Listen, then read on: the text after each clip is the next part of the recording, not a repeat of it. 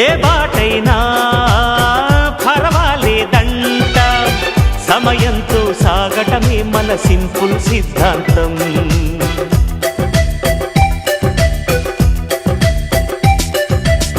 చిరుగాలికి పరిమళమిచ్చే సిరిమల్లెల వనమై ఉందాం, గగనాన్ని నేలను కలిపే హరివిల్లుల బంతెన అవుదాం.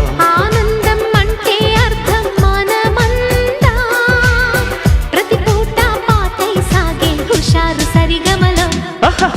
ఎన్నో ఎన్నో రాగాలుండే సంగీతం కాదా, చల్లకి నవ్వుల కేరింత.